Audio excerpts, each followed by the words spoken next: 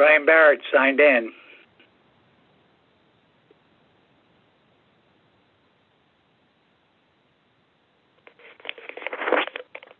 Hey, Brian, we're here.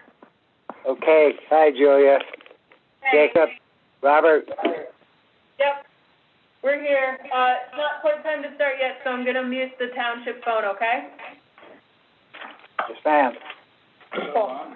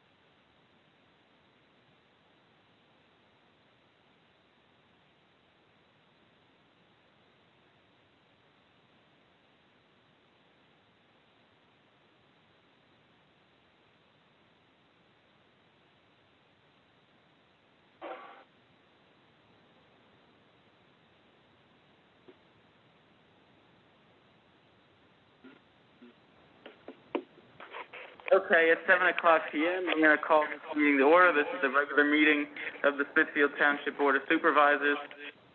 Please stand for the Pledge of Allegiance. I pledge allegiance to the flag of the United States of America, to the republic for which it stands, nation, under God, indivisible, liberty and justice for all. Okay, thank you all.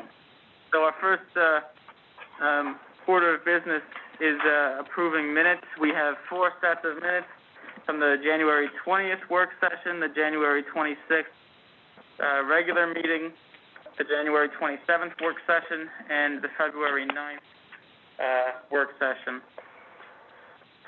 So I assume everyone has had the chance to take a look at those? Yes, I'd like to make a motion to approve them all four. Okay, do I hear a second? Yep, I'll second that, Jacob. Okay, all in favor? Aye. Thank you. Oh, these were some long ones. Okay, done.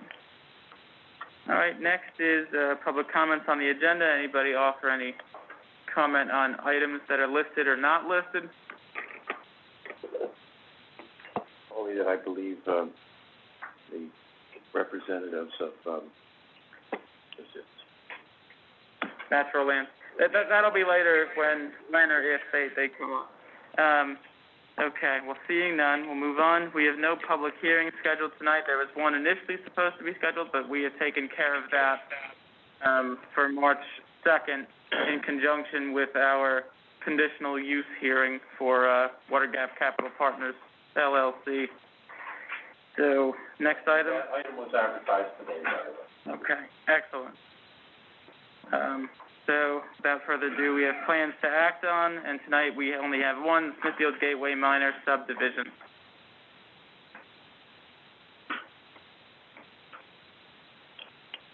There's some handouts to distribute.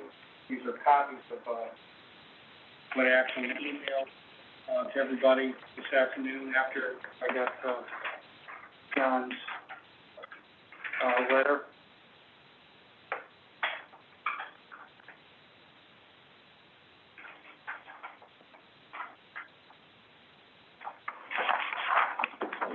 Thank you.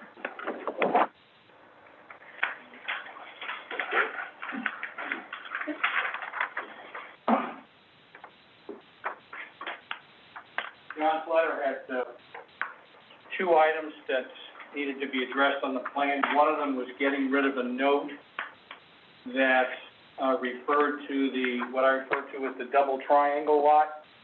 There was a note on there stating that was a permanent easement, and it's not. It's actually going to be a deed fee simple transfer from Frank Riccobono to DEPG Smithfield Associates. I also have a letter in response to John's review. And the way I write my response letters is that I repeat John's comment and then provide a response underneath it.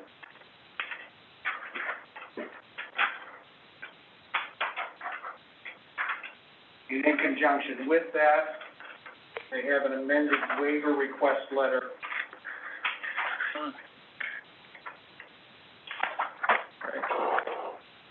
And these were all emailed to us earlier, right? Yes, these were all emailed earlier today.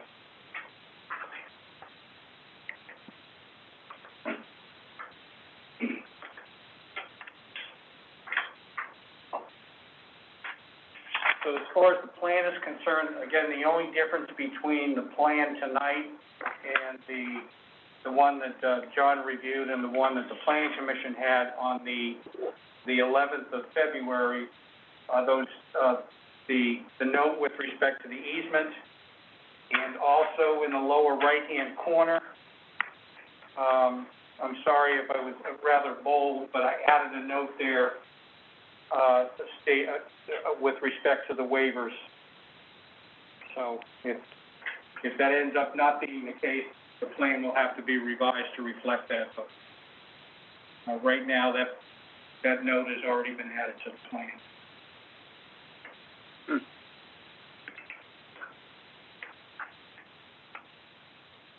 I believe the vast majority of John's review letter was related to the waivers. I don't know how do you want to go through that, John? Do we go through them one by one, or? I think that's at the pleasure of the board. I will state that we have been through the waivers.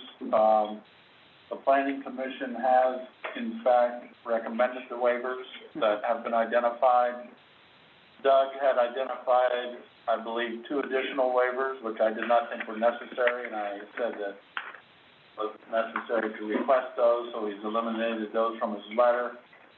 I did require that the waivers be, if granted, be placed on the plan. Doug's being hopeful that you will grant them. And the errant note was taken off the plan. I believe you did add some utilities that we asked for. So I think the plan is in pretty good shape with respect to my most recent letter. And I would suggest that you go through the waivers one by one so you know exactly what you are granting. Sure. And after that, then, Mr. Chair, I would then ask, assuming the waivers are granted, just review the conditional plan form with Mr. Tressler. Absolutely. And go through the list. I mean, right now I have 3 items which are saldo waivers to be noted on the plan. Now, Doug said he had put that note on, whether it's each one, I don't know. Mm-hmm. And then plan to be signed, plan to be notarized, so there may be some other conditions. But I would agree, let's do the waivers now so we know what's going on, and, John can also weigh in as to whether or not he would want to, recommend approval. I believe he pretty much is recommending approval on them all. There might be one additional item on the easement, but that could be taken care of already. I can take you through the waivers if you like, or I don't know how you would like to proceed. Yeah, probably the first thing I'd like to do before you get into that is to explain why this plan is actually here. Sure. Just so that they have a better understanding of that. Because this isn't a subdivision plan for Frank Riccobono or for DEPG's Smithfield. It's actually a dual plan because we wanted to transfer some parcels back and forth. There were 3 parcels and 1 permanent easement. The driveway that is behind the car wash, when that was sold to Chelsea, so this is going back a few years, that driveway was inadvertently sold to Chelsea. Right. So the plan tonight... That's the entrance to the car wash. That is correct. The entrance to the car wash is behind it, and that's shown on that plan as a yellow highlighted area. Right. So this gets it back into Frank's ownership. The second piece of real estate, what I refer to as the double triangle, which is at the entrance of the road that's between the car wash and DQ. The entrance of that driveway out onto 209, which is a full-service driveway. Once we get the final permits from PennDOT for the HOP work, that will be turned into a right-in only. And with the curb that was needed for that, it was going to be cutting across the corner of that property so that those double triangles coming over into DEPG Smithfield, because DEPG Smithfield owns that road that is between the car wash and the DQ, that will resolve that, the ownership of that real estate so that that road is totally on lands that will be owned by DEPG Smithfield. Third parcel, that would be a fee simple transfer from Frank Riccobono. It starts off by coming to DEPG Smithfield, but ultimately, and it states so on the plan, that it will become part of the right-of-way for the Route 209. That's a strip, a couple hundred feet long, I believe, and it's about 6 feet wide. And then appended to that, there's a permanent easement that's also shown on that, and that is highlighted in I don't know, kind of a red color. That is a permanent drainage easement that'll be coming to the township. Because that pipe and the outlet for that pipe will be in the name of the township, and the maintenance of that would be covered underneath a developer's agreement that would be put in place, as far as the overall project is concerned. But that will be in the name of the township. That's part of those multitude of forms that the township signed a couple of weeks ago. Right. So that's the purpose of this plan, is to do those transfers of those various pieces of property.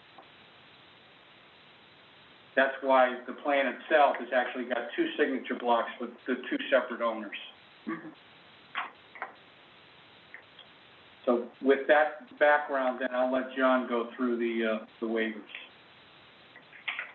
Okay, I think the background is important because that is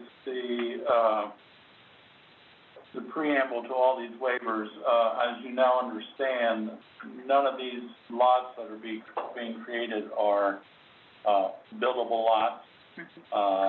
They're just small pieces of property to either rectify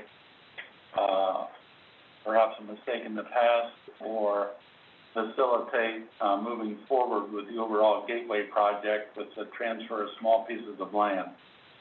So with that in mind, some of the requirements that are normally required in our ordinance don't really apply to this plan. It would just be superfluous information that would be submitted for no useful purpose, in my opinion, and in the Planning Commission's opinion.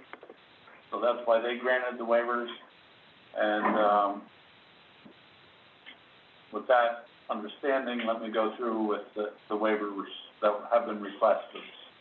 First one is section 803G, that all existing and proposed structures and uses indicating all setback lines, as well as shortest distance between buildings, shall be shown on the plan. Again, we don't think that was necessary, so the applicant asked for a waiver for that, and we would support that waiver. I don't know whether the board wants to act on these individually, or you want to wait till we get through and act on them en masse. Well, I think it makes sense to go through them individually, as Ron has usually had us do in the past. Ron, does that make sense in this scenario also? Well, yeah, it does. Now, in this case, a little different because most of these waivers are all recommended by the township engineer. But if you go through them individually, then it's very clear, in case anyone would ever come back and want to look at the record or see what's what. Mm-hmm.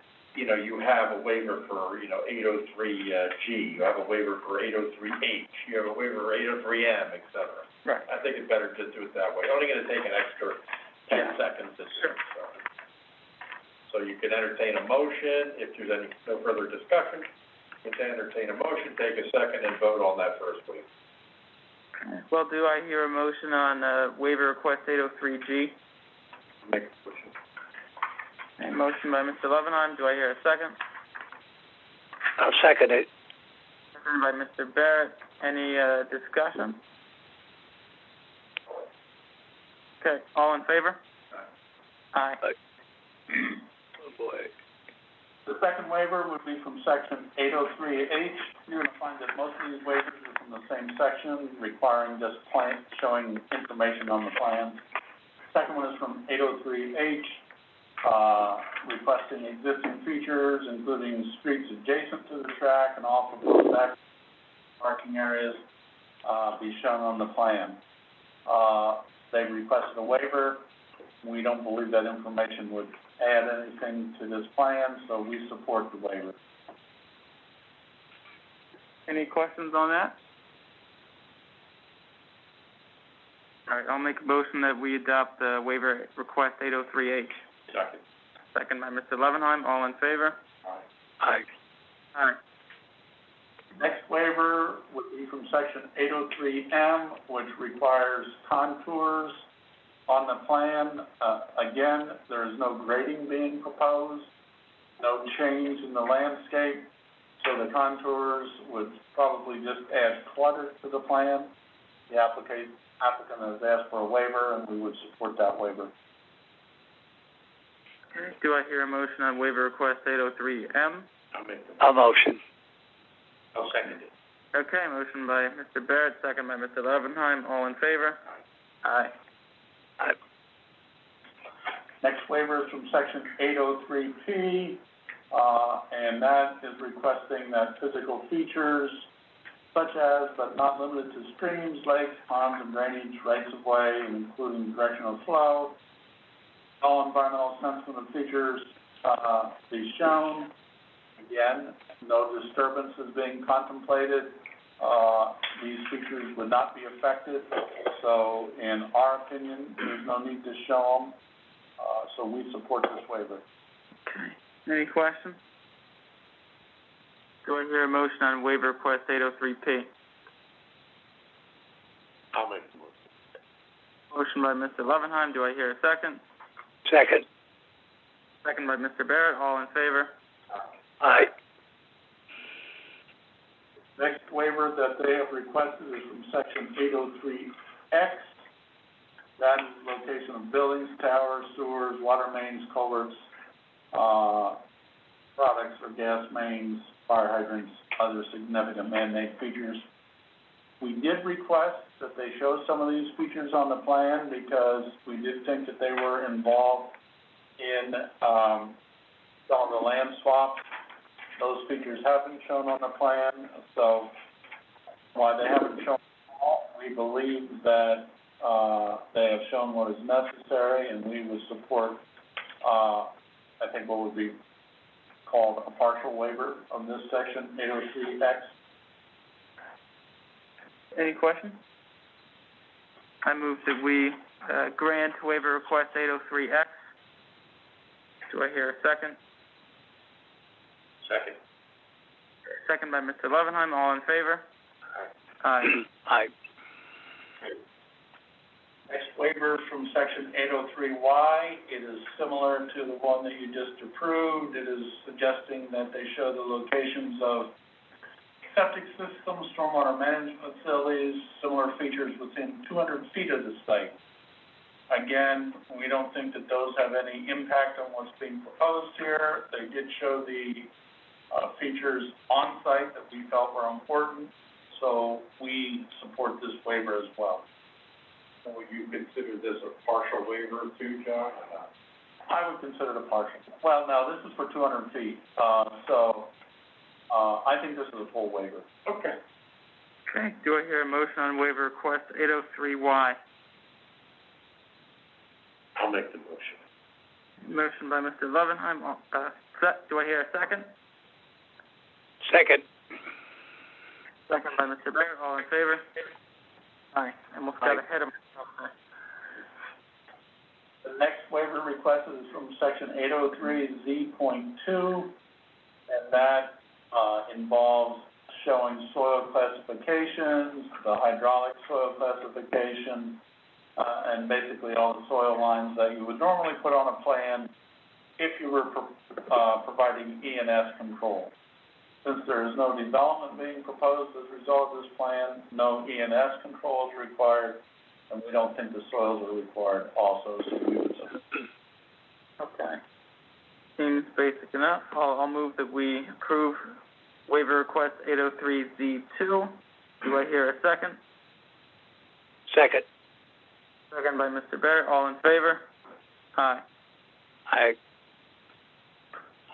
Next waiver request would be for section 803.AA, and that requires that any existing buildings, structures, or parts of structures on or adjacent to the site that may have some historical significance be shown. Again, this is a transfer or swap of very small pieces of land. If there were any such structures, they would not be affected anyway, so we support this waiver. Okay. Do I hear a motion on waiver request 803AA? I'll make the motion. Motion by Mr. Barrett. Do I hear second by Mr. Levenheim? All in favor? Aye. Aye. And the last request that we have is from section 1202, which indicates that recreation, common open space, and in lieu fees shall apply to any subdivision for which a preliminary plan or combined preliminary final plan and any land development for which a plan is submitted. The applicant has requested a waiver from having to pay a fee in lieu or provide any recreation area. But I have a question. John, is this a request so that none of this would ever take place throughout the development of this entity? No, this request is limited to this plan only, which Okay. is, the small pieces of, ground that are being swapped back and forth between PennDOT, Mr. Riccobono, and DEPG.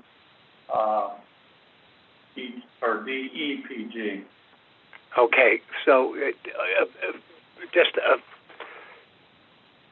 this applies only to what we're dealing with right now, not to the grand plan. Yeah, it would be limited to this plan only. Looks like the entire 3 parcels are less than an acre, I would say, what, half an acre, something like that. Yeah, but I think to Mr. Barrett's point, this waiver does not apply to the development of Lot 1 by DEPG Smithfield. There'll be a separate application for that. Thank you, Doug. Okay, makes sense. And I have no comment on this waiver. This is strictly up to the board. And I would submit to the board that if the lots are not buildable, it would be sort of unfair to require Already open space. that a rec fee be charged on a lot. Right. On a piece of property that's not buildable. Right, okay. Well, in that case, I'll move that we grant, waiver request 1202. Do I hear a second? I'll second. Second by Mr. Levenheim, all in favor? Aye. That's what I have. Any opposed? And the note that was placed today at the lower right-hand corner, just above the title block, reflects all the waivers that were just granted by the Board of Supervisors. I need Brian's vote on that. Brian, do you have a vote on the last waiver? We didn't hear, anything from your line. Oh, excuse me. I have a little bit of concern with it, yeah. Yep. So I'm going to vote no. Okay. Motion carries 2-1. All right, so Mr. Chair, let me go through my agreement for conditional plan approval form, see if there's any conditions that need to be noted and acknowledged by the applicant or the applicant's authorized agent. And I'm just gonna go down through, and I know a lot of these will not apply, John, but I just want to be certain that I'm not missing anything. So the first one is the planning module approval or exemption. We don't need that for this. Written certification from Smithfield Township Sewer Authority or other authority about ability to hook up and available capacity. That's not applicable. Written certification from Broad End Creek Regional or other authority about ability to hook up and available capacity for water. Not applicable. Monroe County Planning Commission review and or approval. We have a letter from Monroe County Yes. Planning Commission? Yes. And they recommended it. Okay, Monroe County Conservation District review or approval. That's not applicable. Soil erosion and sedimentation plan. Not applicable. Any other stormwater plans, plot and grading plan, drainage covenants, those kinds of things. Not applicable. Any PennDOT highway permit or township driveway permit? No new driveways are proposed as a result of this plan. All right. Do we want to refer to compliance with any conditions set forth in your review letter that you just did? Yes, I have, Today or the day before? my latest letter is dated today, February 23rd. I had a couple miscellaneous comments, but Okay. I haven't had the opportunity to check yet. All right, so I will put that in, compliance with township engineer. Letter of February 23. Any deed of dedication for any streets or rights of way or unification merger deed? No. Even though we're dealing with the driveway and things, we don't need to worry about unification, merger deeds, or anything like that. Well, I guess we do. I mean, now that you mention it, Ron, we've got to have a deed combining the transfer of the driveway to the car wash, and then from the radiuses, which Doug refers to as the two triangles, that would go from the car wash to DEPG. The other two are easements. In the future, there will be a dedication to PennDOT, but I think that's down the road, and, Yeah, we don't want to hold them to that right now. I'm just looking for unification merger deeds, so. no, there are two. So the driveway and what, how did you classify that driveway? Well, there is one driveway from DEPG to Mr. Riccobono. And then there is a portion of Mr. Riccobono's property to DEPG.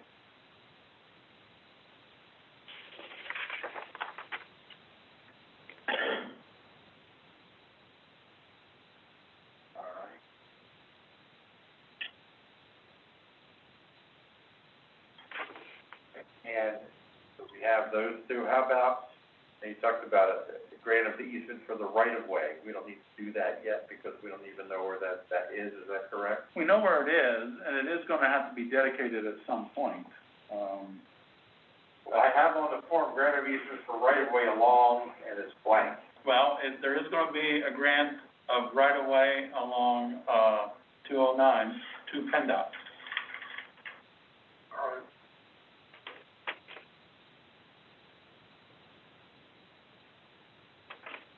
And then we should get an easement from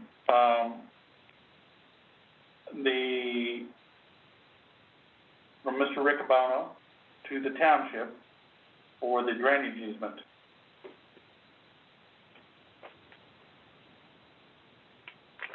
Actually got the form of that, John, that's been approved by, PennDOT, so, the way, PennDOT in their infinite wisdom, the way they have that working, because the HOP is actually gonna end up being in the name of Pocono Mountain Industries, because there's a substantial grant from PennDOT that is paying for these improvements, and PMI was the sponsor of that grant. So we're going through doing all the work as DEPG Mosier at the last minute, and that's gonna be like within the next couple of weeks. All of that, when the HOP is issued, it's actually gonna be issued to PMI. So the right-of-ways and the easements that we're collecting up and down 209, they start off by going from the property owner into DEPG Mosier. Mm-hmm. And from DEPG Mosier, they'll collect all those together, they give them to PMI, and then PMI will give it to PennDOT, to the township. But we do need a legal description to get passed around in the fashion that you mentioned. Those are in a format that we think we'll be able to submit to the township. Okay. In writing this down there, John, I just missed the very end. Drainage easement from Riccobono to the township? Well, that's what Doug was just saying. I guess it's gonna go to PMI now, is what you're saying. Yes. So, drainage easement from Riccobono to PMI. Actually, Ron, if you want to phrase that in such a way that ultimately the permanent drainage easement would be in the name of the township. Because I'm not gonna put any deadline to do this stuff, it's just gonna say it needs to be done. Right. All right, we don't need any improvements agreement or maintenance agreement with security, is that correct? No.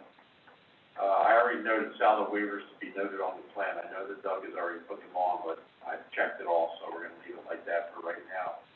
How about monuments, pins, markers to be certified in the field and set in the field and certified in writing? Yeah, put that down. I do know that they've added some information to the plan. I haven't had a chance to check that yet. All right, so these are the conditions I have. I'm gonna read them out so you can make sure they're correct. I'm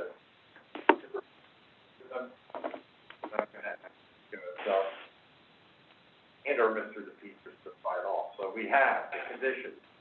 Compliance with any conditions outstanding in the township engineer review letter of February 23, 2021.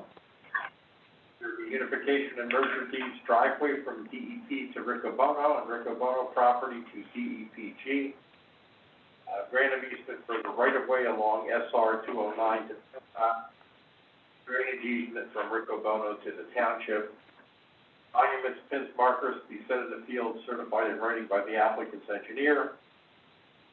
Saldo waivers to be noted on the plan if not already done so. Plan to be signed and plan to be notarized. That's it. Does that do it? And we've got the plans here. They are signed and notarized. Both applicants are on there. And Frank's signature and seal is on these plans. All right, so, you all right to sign this here, Doug? I'll make a copy for you then. All right, a copy for Mr. DePietris too.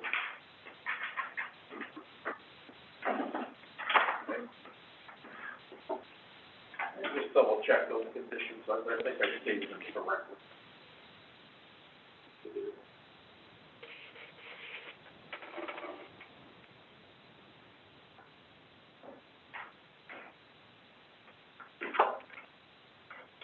All right, so I have in front of me,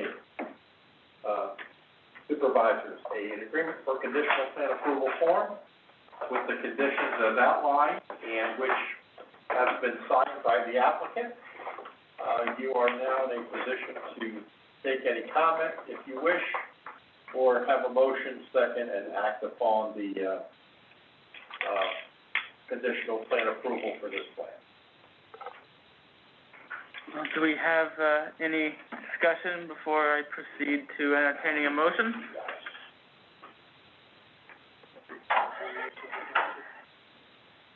Hearing none, I will entertain a motion to grant, preliminary and final approval for the minor subdivision plan before us, with the conditions on the form, Mr. I'll make Carey. that motion. Motion by Mr. Levenheim, do I hear a second? Second. Second by Mr. Barrett, all in favor? Aye. Aye. Motion carries. I think there were a couple of other items that Jim wanted to just talk about in general with respect to the Smithfield Gateway project for a couple of minutes, and then we'll get out of your hair. Sure. And thank you, everyone. This was very important to get this so we can get our HOP permit from PennDOT, and we're very close. So we've been working this 6 years, and we're really turning the corner. We're proud to be in this position. We've overcome many, many obstacles. We are underway with the soil and erosion. Right now, you see those giant pipes going in the ground on the former Chelsea site. And it's quite an amazing engineering effort to see that being done. Next month, we'll be formally announcing an anchor tenant for the development, and the timing is very critical for this tenant. We must be open in the second quarter of 2022, so because of that, we're fast tracking everything. To basically start building in April or early May. We have financing. We are looking to close our construction loan at the end of April. DEP and the Monroe Soil and Conservation District have really been working with us because in order to keep the schedule, they are basically allowing us to proceed under the former permit that we have had for some time, and with the understanding that the new plan, which is has very close similarities to the original plan, will be approved probably at the end of April, right at the time of the construction and closing. One of the things that we wanted to talk to the supervisors and your professionals about is that Brian Weinheim, who's the owner of Northeast, Construction, has made it clear to us that to make the dates that are necessary, he needs to keep going, and to do some of the soil and erosion work, in, the latter part of March and early April. We will be posting a $3 million letter of credit for the pad that's going to be done, but that will be occurring towards the end of April, and we're hoping that the township will allow Northeast and us to bring in the soil and erosion work, strictly that, so that we can make this a time schedule, because if we had to stop, it would really delay our delivery schedule. Yeah. To that end, we've got an approved MPDS permit. We've submitted, a major modification to that permit that's under review, and based on the discussions we've had with DEP and the Conservation District, they expect that review would be completed by, mid-April, the latter part of April. What we have done is we have, redlined a plan and submitted that to the Conservation District on how we kind of marry these two plans together, so nothing is out of compliance as far as the permits are concerned in the preliminary plan approval that we have. And the agreement to do that red line work, also was approved by DEP and the Conservation District. And the final review of that red line will take place this Friday. And then what will happen, is we would like to be able to sit down with your engineer, go over that red line and the approvals that we do have, so that the work that is taking place out in the field, everybody's on the same page, and nobody's getting approval, nobody's getting, working in an area that's outside of an approval. So, and then we want to make sure that everybody has the same set of plans when they're doing it, because there's so many sets of plans that have been, involved as far as this project. Sure. And they're not small sets of plans either. We're not talking 1 or 2 pages, we're talking 80-plus pages of major sheets of paper, so. Doug, you're not just talking then about the big storm pipe that you're putting in, you're also talking about beginning E&S on phase 1A now, is that correct? Yes. Before you have final approval from Right, so we would be. either the township or the Conservation District. No, the purpose of this is to make sure that we're in compliance with the Conservation District for the E&S and the MPDS permit. All right, and then we would be working underneath the preliminary plan approval that we have. For example, the roads and, maybe the clearing of a couple of pads underneath because the clearing of a pad, whether it's on the plan that's before, the township now or the preliminary plan that we had, I mean, the pad clearing is the pad clearing, so. I agree. So, and that's why we want to, after we have all our ducks in a row with the Conservation District and DEP, we want to be able to sit down with you so that everybody is on the same page in terms of what can be done and what can't be done, basically between now and the beginning of May. So we're talking about what's going to take place over the next couple of months.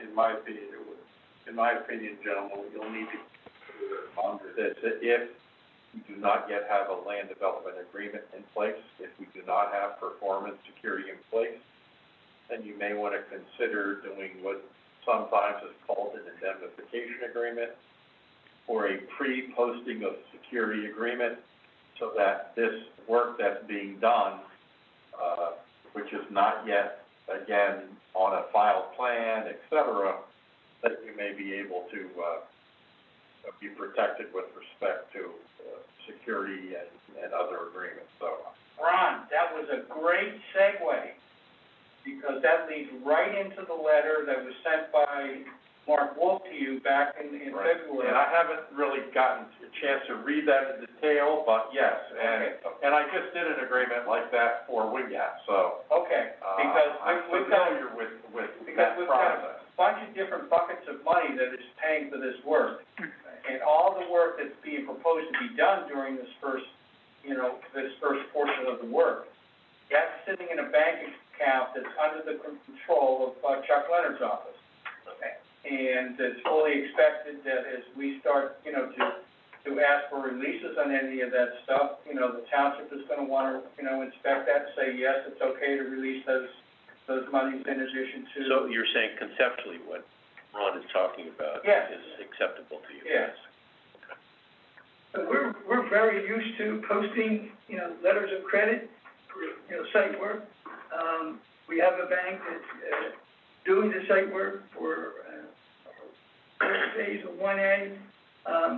But the reason why, Ron, that we had, Newman Williams write this letter to you was that this is a little different, because we do have public funding that is, there's no letter of credit coming on that. It's basically Chuck Leonard's office saying, here's the money, we're controlling it, it's here, they'll do whatever agreement they need to do with you to ensure that is there. And then we'll also have bank letter of credit money mixed in with that. Well, I will call it indemnification agreement. I've traditionally used it for, again, just site construction work, not vertical construction. No. It's just simply to get the dirt moving around so you can get ahead of the project. So again, I don't have a problem in agreeing to something like that. I have to look at Mark's letter again, because I just don't remember it right now. I know Brian had a concern about it, but again, as long as there's indemnifications between the applicant and the township, and we have, security posted that we can call in. In fact, the one I did for Washington Township, or for WINGAP, was that, and the applicant has to pay $10,000 into the pot before we even start, to be able to pay for his inspections and other inspections, and to keep that pot replenished, et cetera. So I think we can, deal with that and accommodate the applicant's concerns about getting dirt moving around and get the site work done so they can get ahead of this a little bit. Because I understand that, that's important for any project. This project seems even more so. And when we put the budgets together for those various buckets of money, there is a line item for inspection. Anyway, I just throw that out there, so. Sure. That makes a lot of sense. So if that was something to be considered on perhaps the March 23rd, our next regular meeting, agenda, would that, comply with all of this? Like, would that give us enough time to have the agreement drafted and ready for consideration? March 23rd. March 23rd, that's because that's Right, because that's the same day we're considering the land development plan. Will be for the supervisors anyway, so Okay. that is good timing, so. And again, if the agreement is not done yet, because there's some things that need to be tweaked, we make that as a condition. Right. Just like we did tonight, the plan is conditioned upon entering into, for site work only, blah, blah, blah. But again, if the plan is filed and performance security posted, Right. then we don't need to do this indemnification. Right. It's only in the event that we don't have a filed plan, we don't have a Right. development agreement, that we do that. Because it's essentially liquid cash with the balance being a bond posted by the developer themselves. And that's MPC permitted, as you said, so. I don't know if it's MPC permitted, but I can tell you that I've done it many times, because, again, some of these projects require dirt to be moved around before you consider vertical construction, as I'll call it. You received, comments? John, thank you for, you're very busy, but we appreciate the effort you made. And everyone, and Melissa, yeah. Everyone is working with us to, get this project going, because it's been talked about for a long time. Thank you. Excellent. Thank you very much. Thank you. Thank you. Gentlemen, if you're leaving, please be safe going home. Stay healthy. I don't have to drive 300 miles. You're not doing that tonight. Say, oh my gosh. All right, that takes care of that, then I guess. See you next Tuesday. Tuesday. The planning commission. Oh, yeah. For the, for the ordinance. Oh, that's correct, sorry. I have, every Tuesday is something, every Tuesday and Thursday is something. Next Tuesday for the parking ordinance. Right. Yeah, that was Yeah, that's very important. You can't get the HOP without, that's one of the conditions of the proposed permit. That's it. It was advertised and set to go next meeting. Next Tuesday. Thank you. Remember, we have the water gap conditional use, the continuation. Yeah. Are they gonna have witnesses come in, not come in, they're just gonna admit the letter, what are they gonna do? Right. Well, I have heard nothing other than that email that, Neither have I. yeah. Now, some new email came in, I don't know if they changed the subject, but a new email came in, and I just glanced at it about someone who's saying that it's an okay thing. Right, well, the chief marketing director of, Water Gap Wellness. Anyway, all right, I'm sorry, Mr. Chair. You're No right. problem. Go. No worries. Next we have a consideration of resolution number 466, the lot joiner for Extra Special Units LLC. Julia, do you want to take a moment to talk about what we're doing here with that? Sure, this is, largely on our engineer and our solicitor, but we did receive a lot joinder, and it has been sent to our engineer and our solicitor for review. Our engineer, sent his review letter to us, we had no comment for it. Ron, I take this over the resolution, and I believe we are good to go, both of you, just re-asking. Yes, it is, and they have prepared a deed joining the two lots with the language that we require about, it cannot be subdivided in the future without the township approval. So from my little corner of the world, this is ready to rock. Excellent. Any of my colleagues have any questions before I entertain a motion? Brian again. John, I saw your review come in, your review letter, and pretty much is fine with it, correct? That is correct. Okay, good. Well, then, yeah, if you like, I'd make the motion. We approve it. Okay, motion by Mr. Barrett. Do I hear a second? Second. Second by Mr. Levenheim. All in favor? Aye. Aye. Motion is, or the resolution is adopted. Thank you. We will, we'll get you a scanned copy or a copy of this.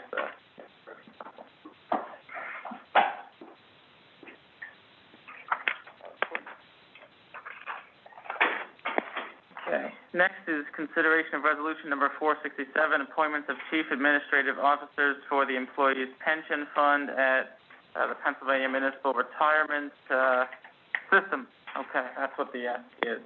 Do you want to explain briefly, or do you want me to just?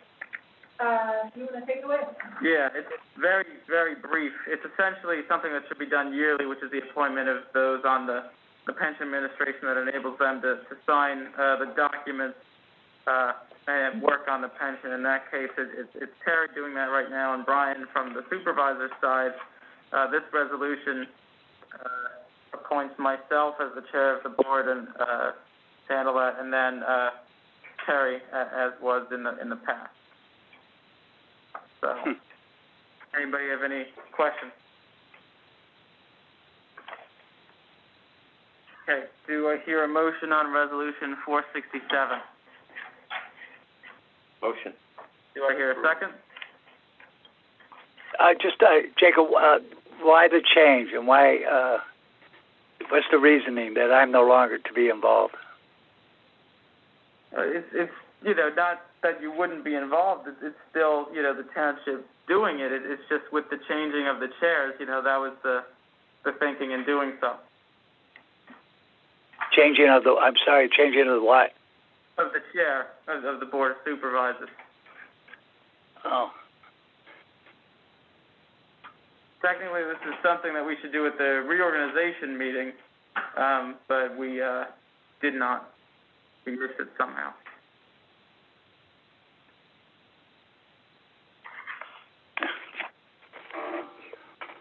Okay, do I hear a second? Well, you made the motion, Robert. All right, well, I'll second. All in favor? Aye. I guess I'll say aye. I don't understand it though, but. Feel free to vote against it. It will be recorded, so. Oh, I know. I know. Okay, well, if you're an aye, then you're an aye, and the motion is adopted.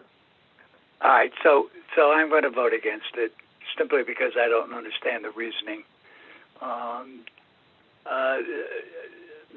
I've been involved with since PMRS has come on board, and working closely with Terry, and never had any problems with it. And I guess if you want to be, you're the chairman, and the chairman can be. Simple as that. I notice all three of us have to sign this. Yeah. Well, we'll get back to the.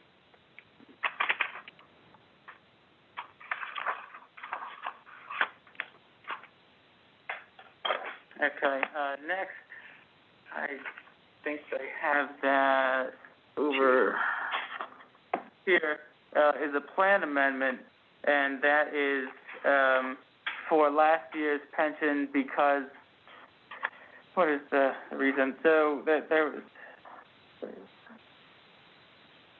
the reason to amend it is that the state requested that the plan be amended with the extra contribution that was made because of the state's extra money last year. So Terry proposed that. So do I hear a motion authorizing the chair to sign the PMRS cash balance plan? I'll make the motion. Motion by Mr. Levenheim. Do I hear a second? I'll second. All in favor? Aye. Aye. Okay. Next is consider advertising ordinance number 241, zoning hearing board membership amendments. This is the one that we discussed at a work session,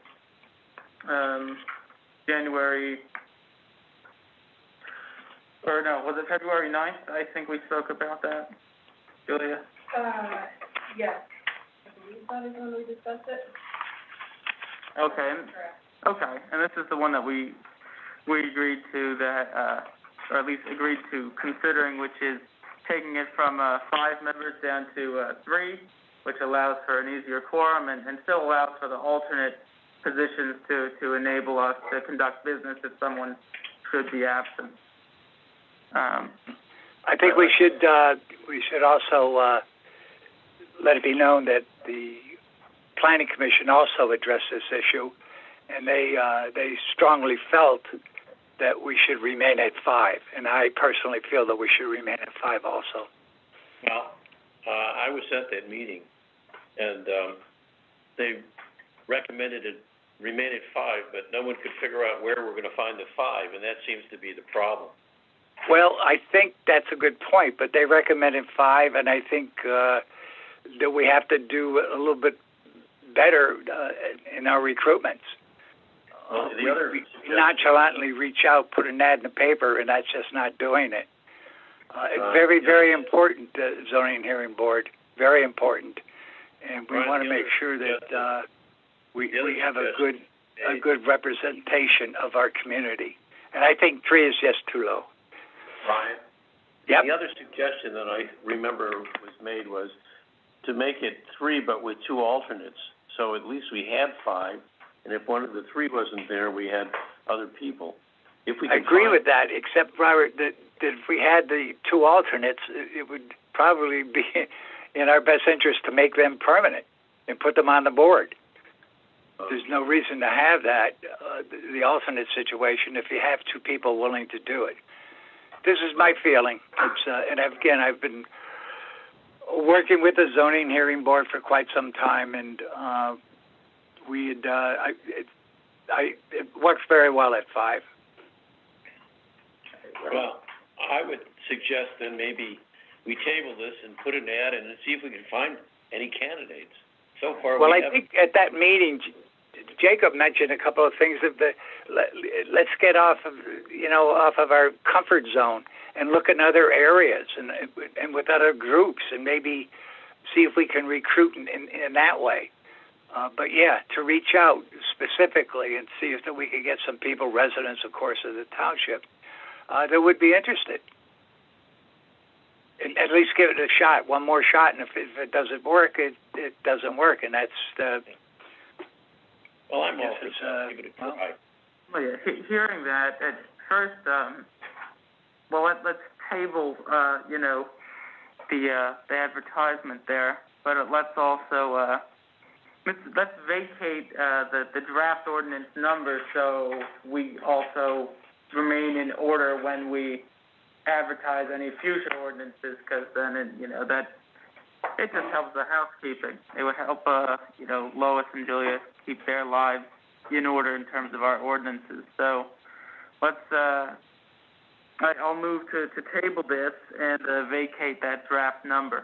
Do I hear a second? I'll second that. Second by Mr. Barrett. All in favor? Aye. Aye. Aye.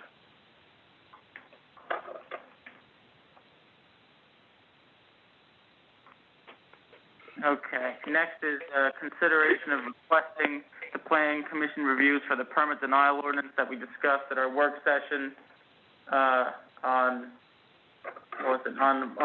February 9th.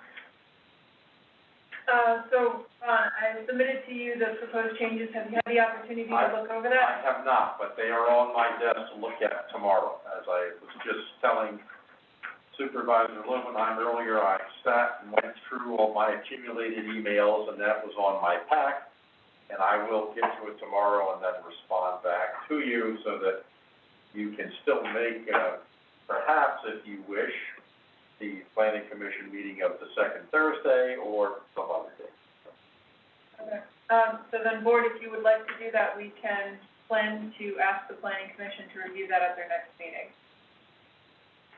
Okay. As your draft permit denial ordinance will be prepared for that time frame. Okay. And I guess my thinking too is if those reviews come back, clean, particularly from the county Planning Commission, and then I know that the changes were made based on recommendations from the Township Planning Commission a few years ago. So I would like to say that we should also schedule a public hearing for March 23rd to adopt that if the review comes back clean in order from the March 11th Planning Commission review. Let me say this, Mr. Chair. I don't think this is a zoning change, is it? If it's not a zoning change, it doesn't require review by the Monroe County Planning Commission. Only thing requires. Oh, that's true. In fact, it doesn't even require review by our Planning Commission, but generally as a courtesy, we do that. Okay. But I have to see, I don't remember if we're making it in addition to the zoning ordinance or if we're doing, something different, but I'm gonna check that, a little check here. Okay.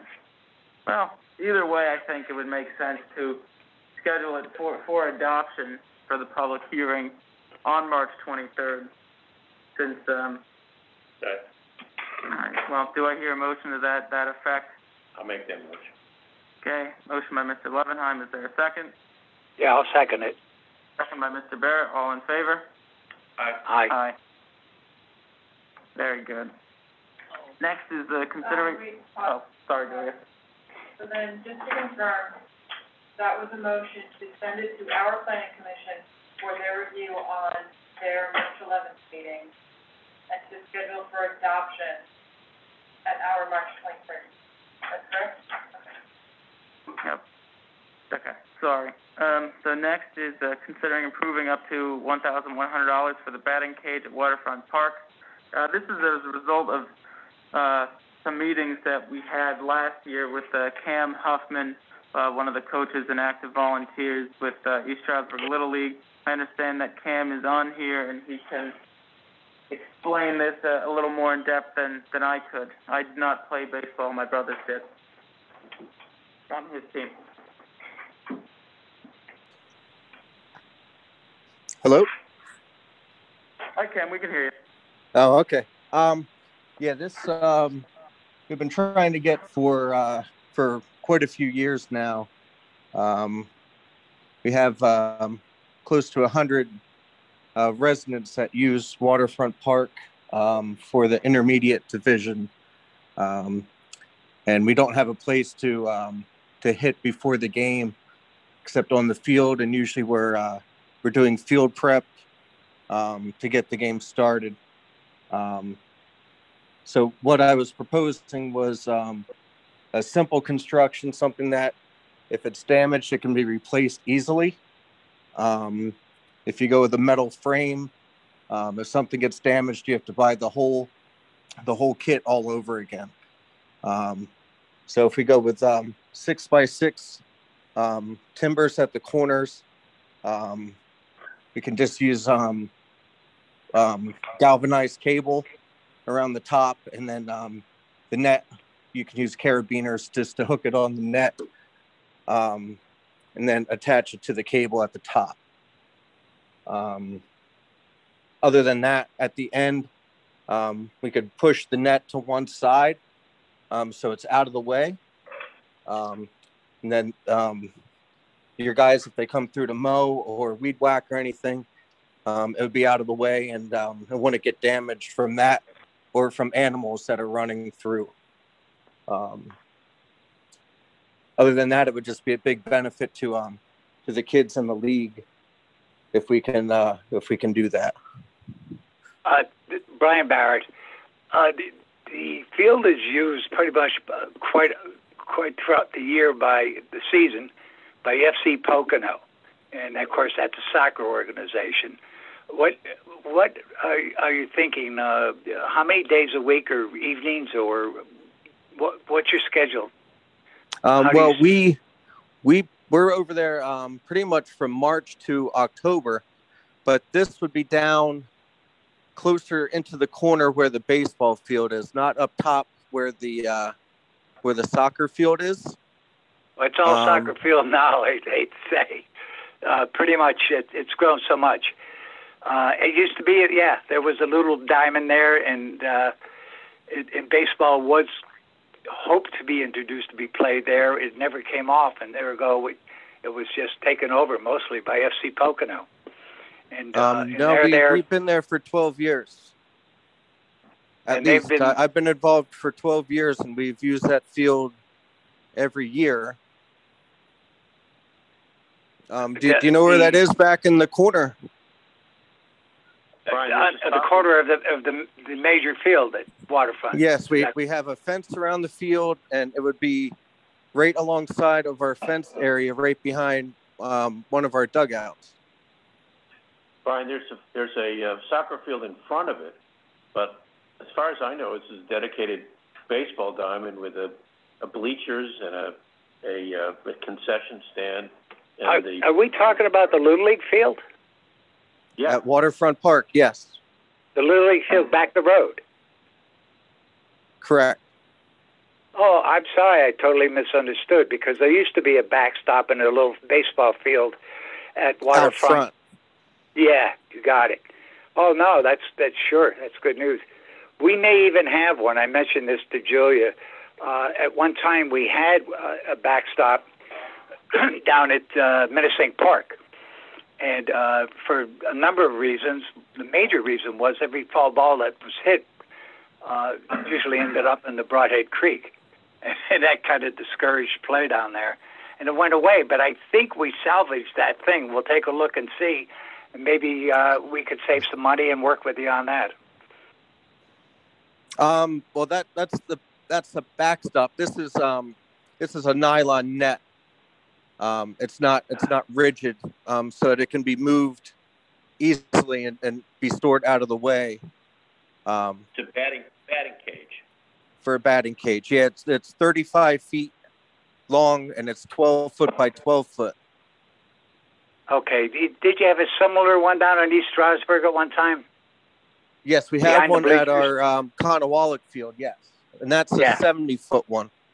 But we were thinking of going with a smaller one so it would have a smaller footprint and wouldn't be as obtrusive to other people who are using the park. Got it. Okay. Well, thank you, Cam, for bringing this to us and, being out there and involved with the league. I'd like to make a motion that we approve this. Do I hear a second? I'll second. Second by Mr. Levenheim. All in favor? Aye. Aye. And Mr. Chair, I don't want to say anything before the vote. Thank you. Because I'm not a supervisor, but as a longtime Little League coach and nominated for Coach of the Year by the local Lehigh Valley paper in 2006, I think it's an excellent thing to do. Awesome. That's cool. And as a father of a boy that spent a whole lot of time playing baseball down there, I do too. I agree with Ron. I'm going to call him coach rather than counselor now. Yeah. Thank you. Hey, East Stroudsburg Little League, thanks you for your support. Really. Thank you. Happy to do it. Thank you. Okay. Next, before we get to our friends at Natural Lands under new business, is considering approving up to $1,000 for apiary repairs. This is essentially a do-over of what we did back in 2020. It's just that, the costs really haven't changed. I just felt since it was a new year, we should have a new authorization on that. Eric is totally still down to do the labor and be involved. We just have to have our guys take care of, I think, where is that? Putting in the new fence portion. Well, the one thing I don't see in here and I'm confused over is whether we're digging down or not, because I think the last bear went underneath, and we've had problems in the community garden, the same thing, which is gophers going underneath.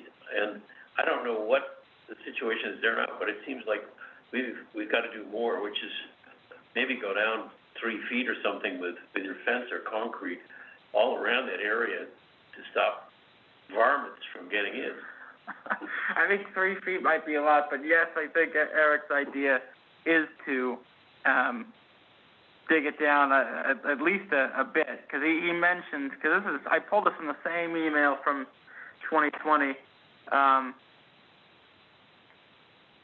He would do the labor on the electrical stuff and the supplies. It's just that we would have to dig into the ground a little bit. I don't see that part on here, but that was, when we spoke to him, that was his intention. Yeah, I don't see it on here either. It might cost more, but if we're going to do this, it probably would be good so that it's not destroyed again the way it was before. Right. Yeah. Maybe we have to go with a backhoe, dig a trench and fill it with concrete. I don't know. Well, we can get into the logistics a little bit, but I know that the gist of it is something that prevents that type of attack. From our own Joe Luisi, he suggested it may not even be bears, that it's actually gophers that he's found. It was a bear. Well, no, yeah, I know a bear did the once, but gophers have been frequenting it since we've had that, in addition to cats. Not that we don't appreciate the township cats, but we don't want any of them getting shocked and, having anything bad happen to the bees again. Jacob, let me just say, Robert, that barrel went through the fence. It didn't go under it or over it. It just went right through the damn thing. It totally destroyed everything. And Jacob's correct, and Eric has a pretty good plan, and maybe we just get together with him again as we do before the season and see what we can do with it. Approve $1,000 is that's a start, but we can always augment that. I hear there might be some used fence for sale down in Arizona and in Texas along the border. Maybe we could get a couple of pieces of that.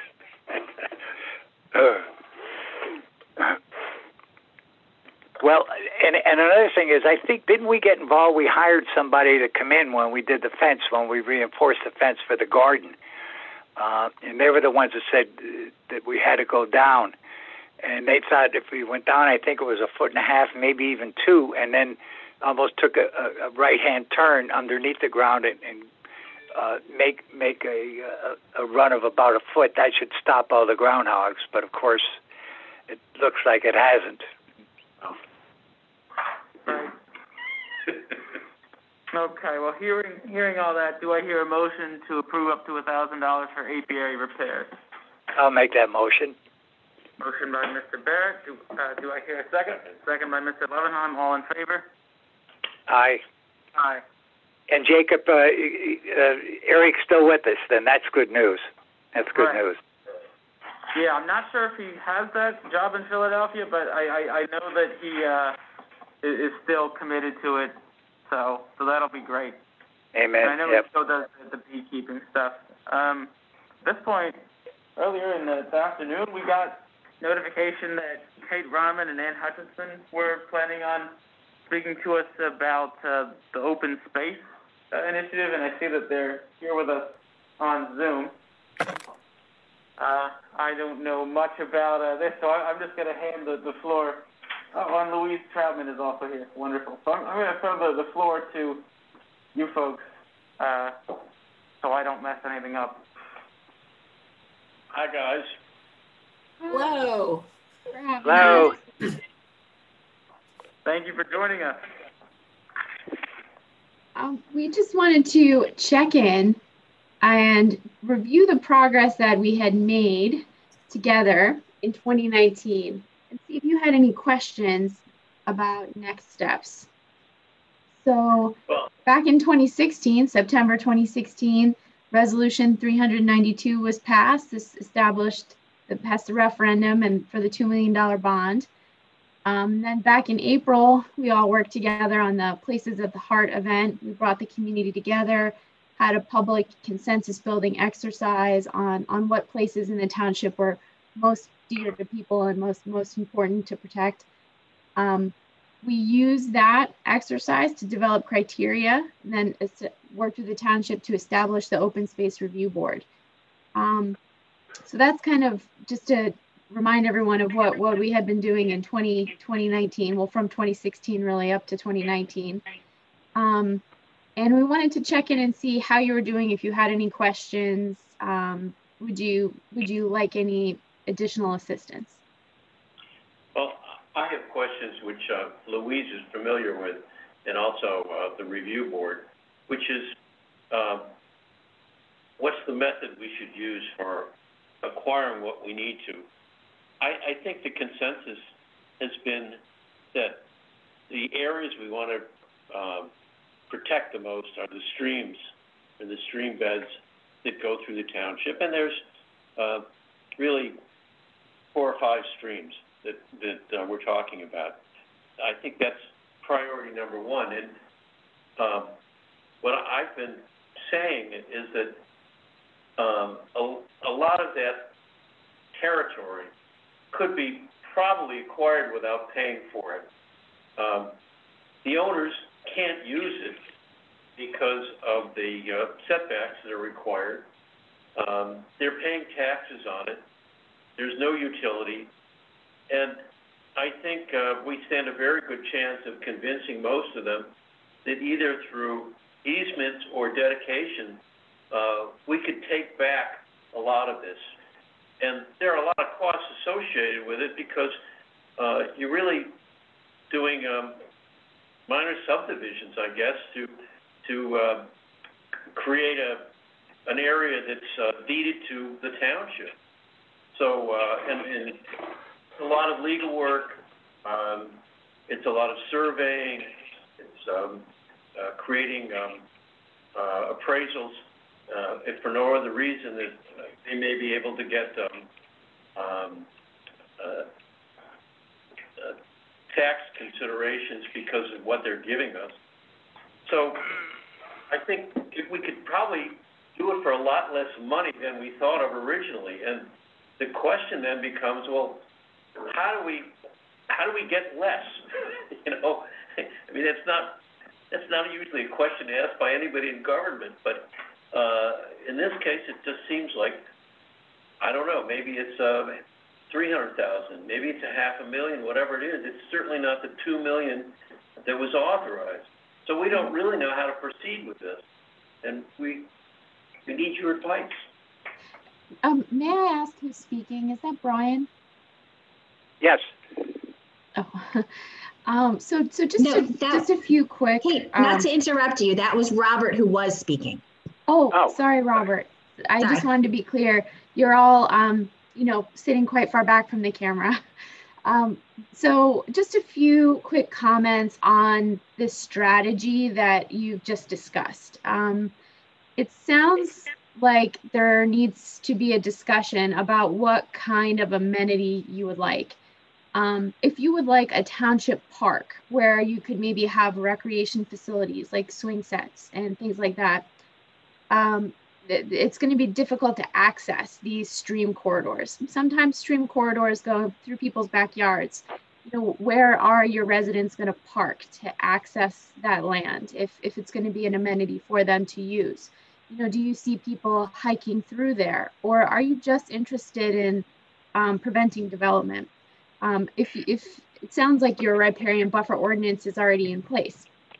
So that's one consideration. How do you envision the residents using the property, and what kind of amenity do you want it to be? What kind of activities do you want to take place there? The other thing that should be considered when we talk about easements versus fee simple. So conservation easements are typically when the owner of the property continues to reside there. You're just purchasing the development rights. A fee simple acquisition is when a municipality or any entity purchases the land and makes that land public for public use. There are more grant funds available in the state of Pennsylvania for fee simple purchases. There is less funding available for conservation easements. I'm a little confused about the plan because you did mention subdivision. So I wasn't sure if you were talking about a conservation easement over a riparian area, or if you meant to subdivide parcels and buy a portion of those parcels. So I think that there needs to be a little bit of clarification on what you want this amenity to be for the residents of the township. The first priority here is protection of the stream rights and let's say the areas of streams and stream banks. So it's not for creating public parks. It's for protecting these vast areas. At some point in the future, it's up to, I think, another group of supervisors and another view of things to say, okay, this could be a great park. But at this point, it's really preservation. And that's our goal. And Robert, it's Brian. And I totally agree. I think when we started this initiative, the whole thing was we didn't know of protection, preservation of our aquifers, our waters, our forests. Open space and park was the last thing on our minds, and that's how we sold it. And I still feel that our charge here is to continue with that.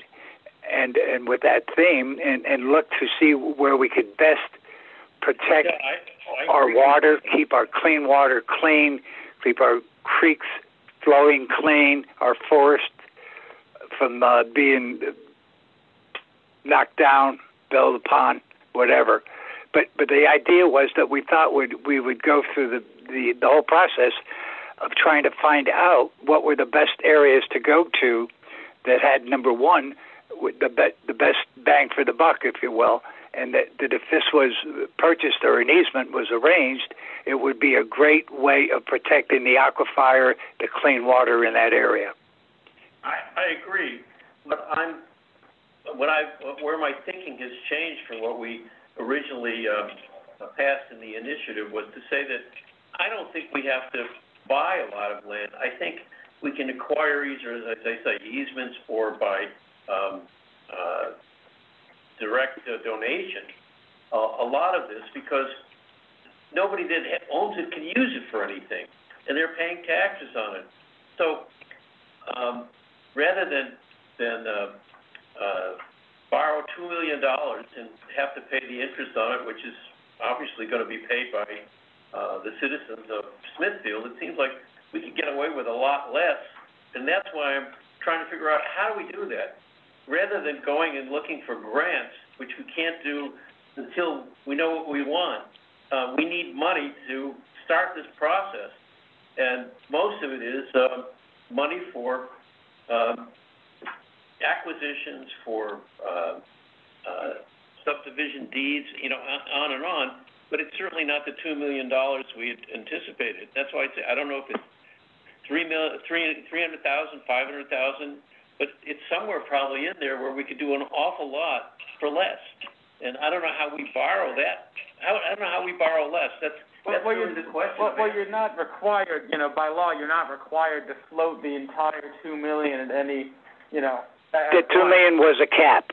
You're right, not to exceed $2 million. But it's, I think, and Kate and Ann can weigh in on this more than I can.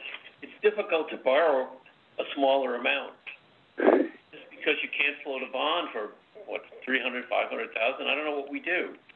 So I'm looking for advice. I don't know what to do. Hello? I just to hear more about your goal.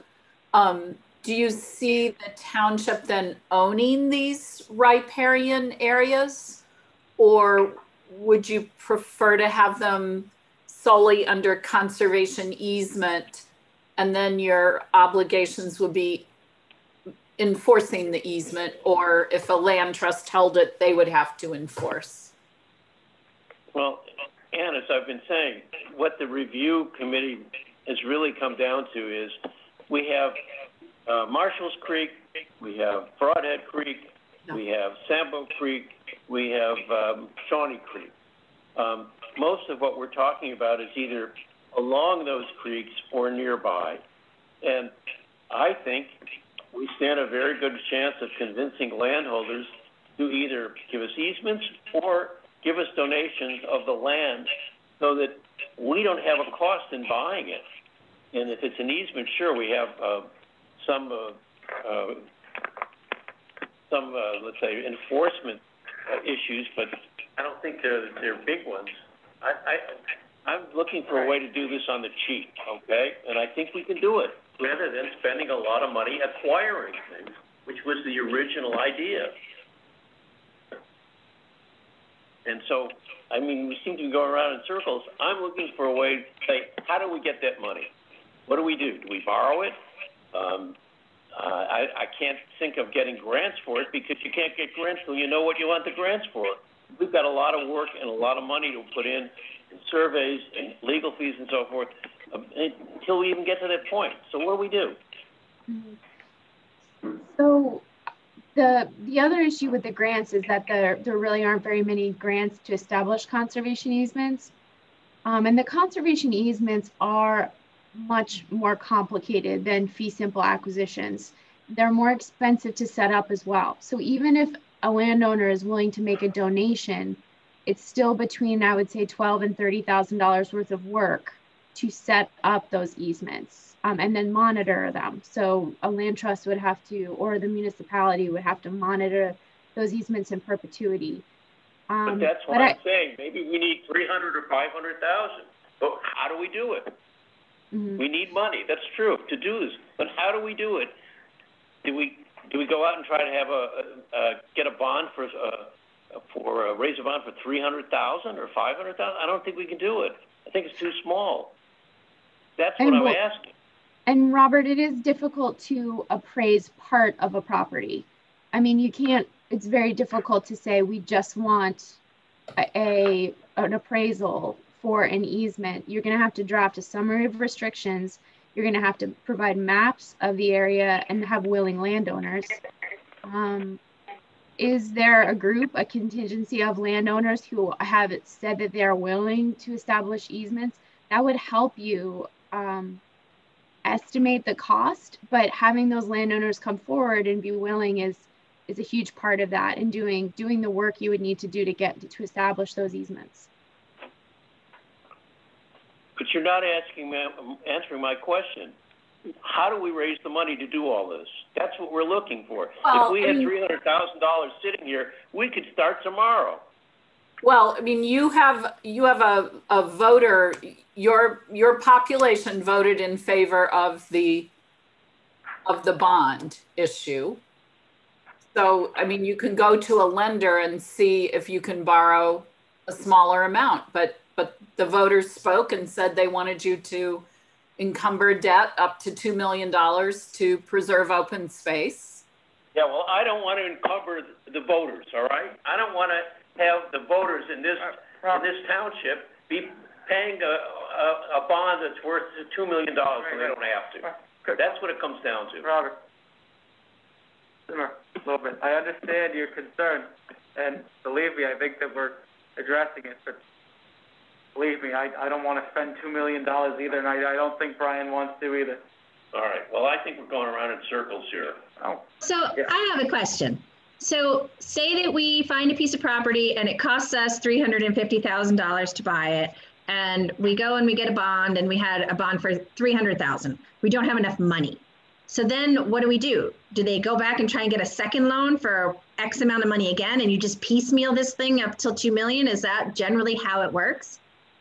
Well, maybe what we do, Louise, is what we're doing on one big property we've been talking about now, which is if we had the money to do the surveys and do this and that and so forth and prepare, maybe if it's a big property, we go for a grant.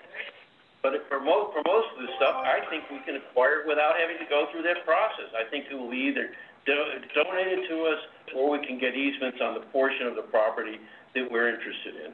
Then I'd go back to Kate's suggestion. Start with willing landowners. See if you could find a meaningful stretch along one of those high priority creeks where you have contiguous landowners interested in donating or perhaps a bargain sale of the easement.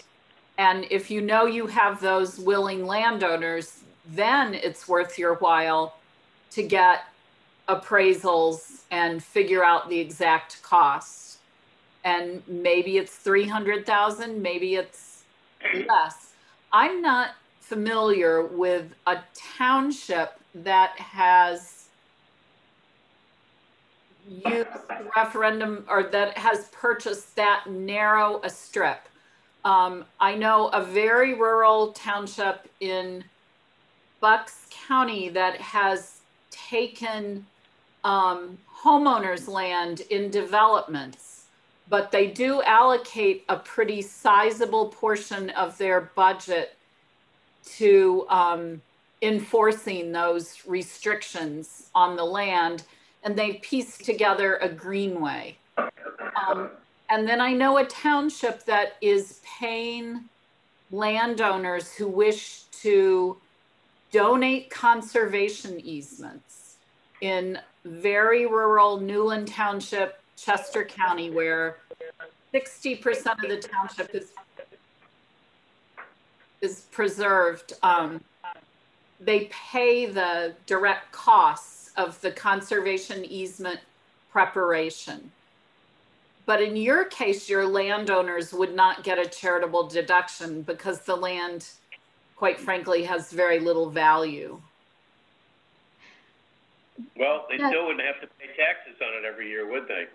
Yeah, but it's not going to reduce their taxes. You're taxed on the value of your home, not your side lot or your, I would think if anything, the stream's a liability. Their tax bill might be higher without an area that floods.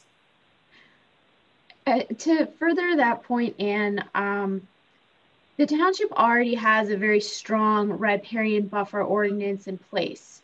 So what extra benefit is conferred by protecting that land with an easement if it cannot be developed anyway?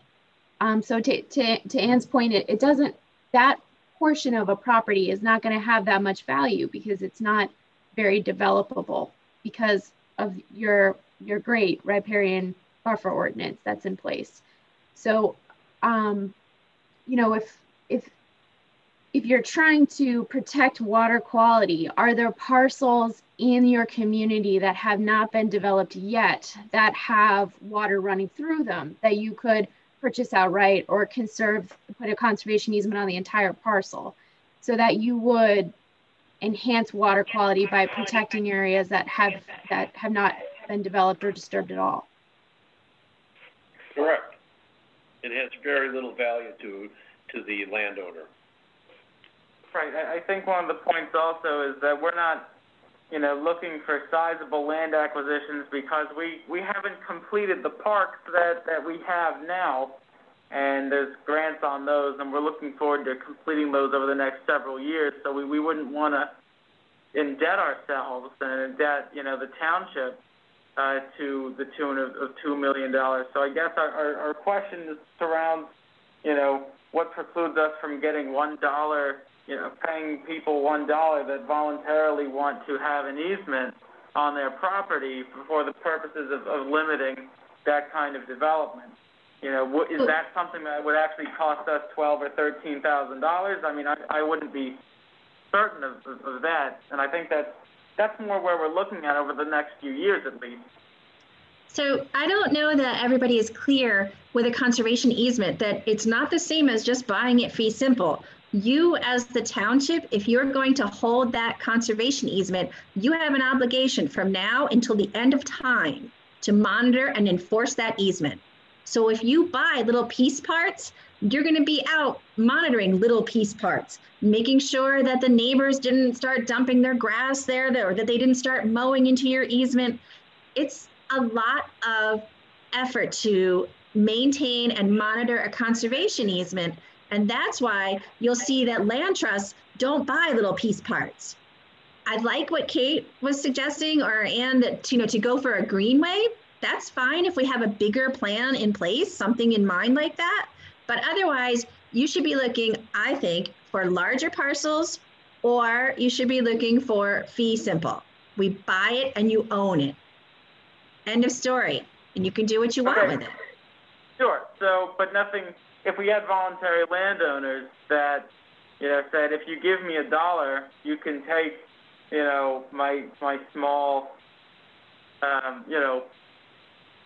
portion of my parcel along, a river's edge or stream's edge or something like that, that would be better than any sort of easement.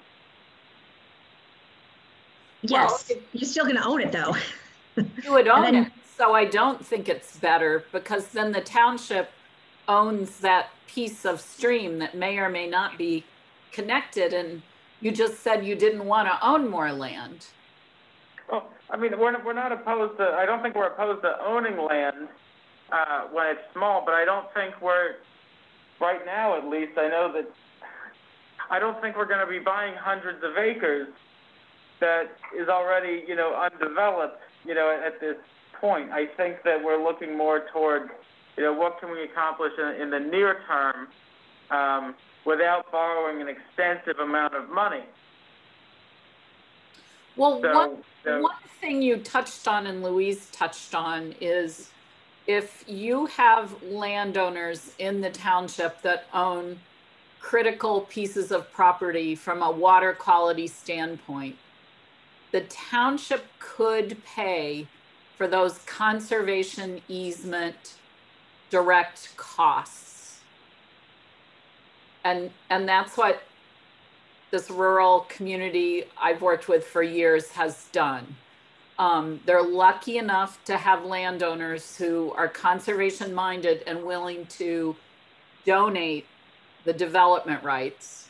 And the township in return pays the, $30,000 in preparation fees for the legal documentation, the appraisals, the surveys, because those landowners are taking a charitable deduction. But it's the entire parcel, because you really don't meet the IRS criteria with a strip of land. It had to be the larger the parcel, the more environmental benefit, the more it ties into larger plans. Even the state act says that the property, with your referendum money anyway, has to be designated important in a state, county, or local plan. Does any, do any of my colleagues have any other questions? I know that it's getting toward, 9 o'clock soon. I don't have any more questions. So, Robert, did we answer your question? Partially, yes. He's being polite. Yeah, what does that mean? Tell me. You know me well enough. So let me just reiterate my feelings on this. The whole idea was, and there was a big study that the Monroe County Planning Commission undertook, and it was spearheaded by, and I'm going to forget her name. Louise, you know her, maybe work with her. She may work with you, actually. Ellen Lott. I'm sorry? Ellen Lott? No, Ellen's certainly one of them with the nature, but no, she had, I thought maybe she was with the Bright Creek and that gang. But anyway, they went out and they had people from all over 5 different states coming in to identify geothermal kind of things, all this stuff about what's the best properties and kind of properties that you want to get involved in, save and preserve, so that you will protect your water, your clean water. Simple as that.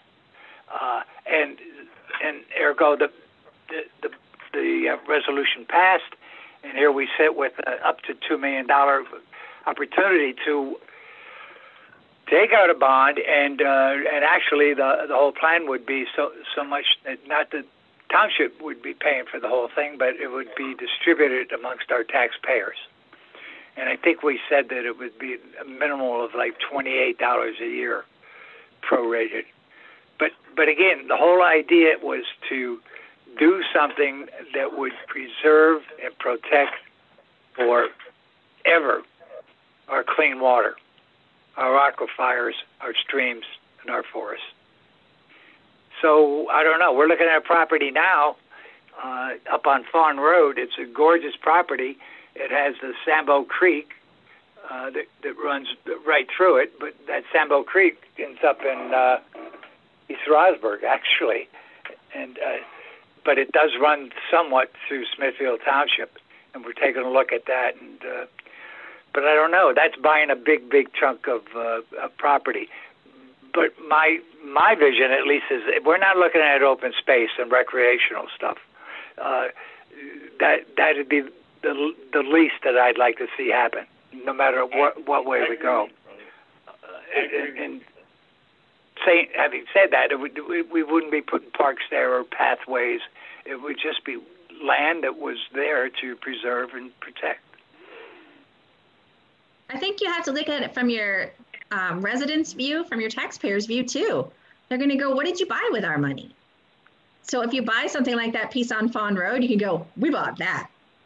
Or we bought Buttermilk Falls, something that people recognize, and something that, for example, that property on Fawn Road, which has been identified in your open space plan 20 years ago. As number one. Number one, 20 years ago. Yep. So, and again, I think we're looking to get an appraisal of it. Correct me if I'm wrong. We are. You are. We already approved money appraisal. You mentioned Buttermilk Falls. The owners at Buttermilk Falls, and actually it's owned up to it, I guess. I don't know if that's considered waterways of the Commonwealth. But Robert's idea is we have one owner on we'll say the north side of it, and Wyndham and their gang on the south side of it, or east side of it, that would be more than willing to sit down and work with us. And maybe that's a start.